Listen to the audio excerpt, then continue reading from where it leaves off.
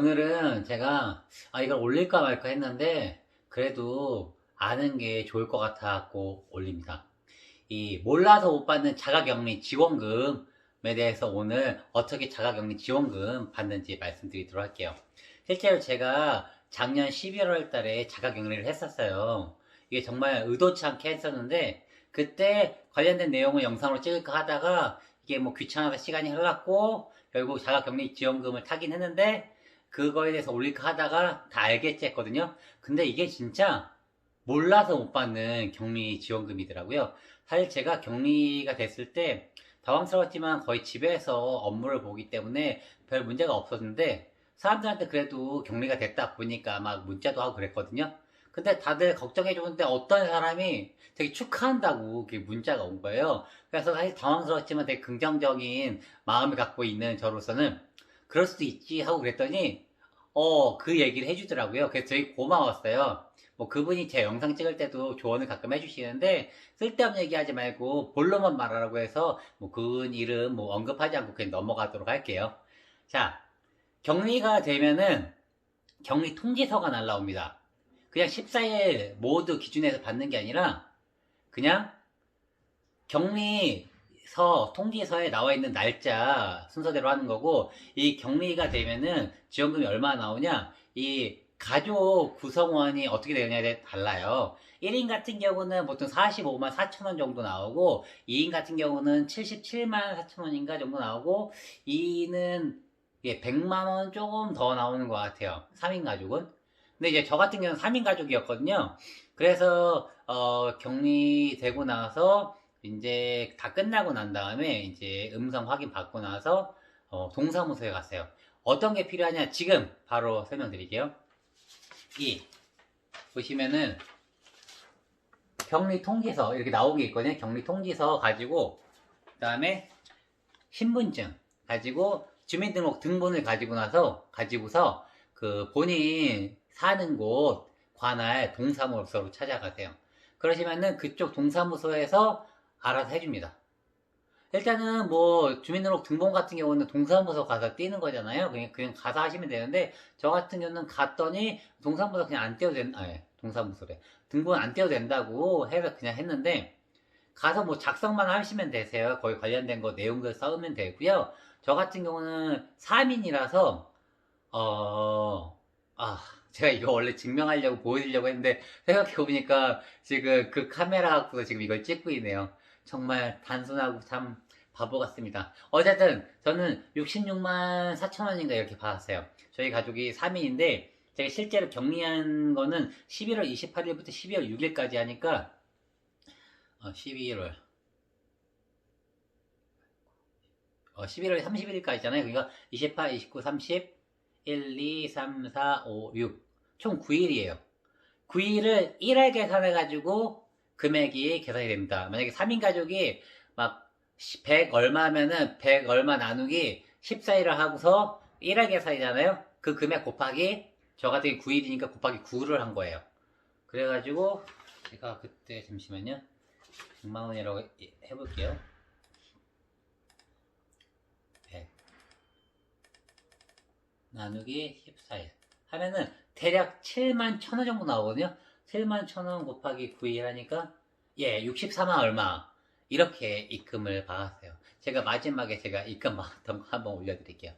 어쨌든 저 이거 받고 나서 저랑 같이 격리됐던 분들이 있거든요. 이분들도 몰라요. 서울 사시는 분들인데 다 몰라서 가만히 있는 거예요. 그래서 제가 받았다고 말을 하니까 그제서야 가본다고.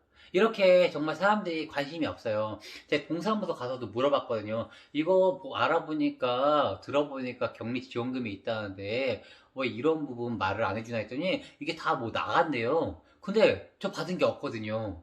제가 그래서 그 얘기도 했어요. 그랬더니 그거는 뭐 다른 쪽에서 일하는 거라 잘 모르는 듯한 느낌이더라고요. 뭐 제가 뭐 따질 만한 것도 아니고 해서 이런 거는 알려야겠다 싶어가지고 이렇게 올렸고요. 알아두셔야 될 것들. 가족 중에 뭐 직장인이라든가 다른 일 때문에 뭔가 하시는데 격리를 하셨어요. 그럼 그분이 하셔갖고 유급 휴가 같은 걸 받아갖고서 했다. 그러면 다른 분들은 못 써요. 그 가족 중에 한 분이 격리를 한 경험이 있거나 하면은 그때 받을 수가 있습니다. 가족 중에 한 명만. 그리고 이게 정말로 어떤 상황이 돼갖고서 격리가 된 거야지, 해외에서 입국해하고 격리된 거는 격리지원금 못 받아요. 괜히 또 해외에서 들어와서 격리됐다고 그걸로 격리지원금 받는 거로 생각하셔갖고서 신청하시지 마시고, 부득이한 상황 때문에. 뭐 결국 제가 얘기를 하다면 좀 길어지긴 하겠지만 잠깐 하자면은, 저는 정말 코로나 터지고 나서 밖에 거의 안 나갔어요. 정말로. 일도 집에서 하는 일이고 하다 보니까. 근데 정말 조심하고. 근데 아무 의미 없어요. 2주에 한 번씩 미팅이 있거든요. 2주에 한 번 미팅을 나간 거예요. 가서 마스크도 정말 열심히 쓰고 다 일 보고, 거기 새로운 분이 있었는데 그분을 제가 몰라요. 하지만 접촉도 없었어요. 거기다가 오랜만에 사람들이 식사도 잘 안 하는데 식사를 하러 간 거예요. 끝나고 나서. 거기서 자리도 앉는데 자리가 없어갖고 저기 뛰어있는 자리를 앉으려고 했는데 굳이 그 자리를 붙였어요. 근데 제가 그 모르는 저쪽 끝에 있었거든요. 대학생 끝에. 근데 제가 그날은 이상하게 음식 같은 것도 그것도 같이 먹을 수 있는데 반찬 갖고 오는 데였거든요. 셀프로. 제 것만 따로 또 챙겼어요.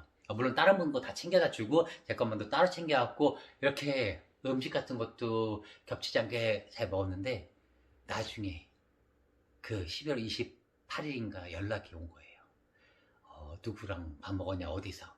맞다고 그랬죠.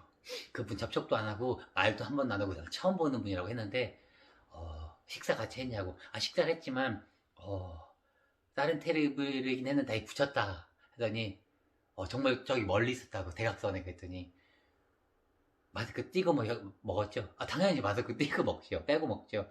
그래서 어쩔 수 없대요. 격리해야 된대요. 그래서 격리를 하게 됐습니다. 뭐 어차피 집에 있었지만 그래도 저 같은 경우는 정말 많이 도움이 됐어요. 그래서 이렇게 격리가 돼갖고 답답하거나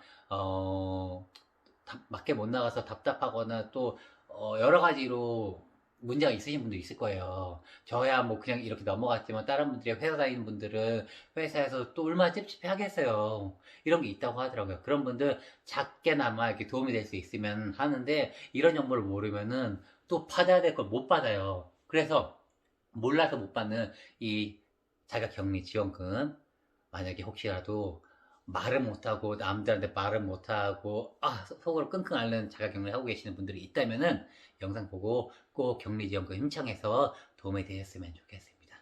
자, 그러면은 오늘 영상 이렇게 마치도록 하겠습니다. 자, 모두들 건강 조심하시고 안전 조심하시고, 코로나 블루라고 하는데 그래도 틈틈이 재밌는 거 찾으셔갖고 조금 활기 좀 긍정적으로 좀 생활 해보도록 같이 노력해봐요. 다음에 진짜로 다음에 뵙도록 할게요.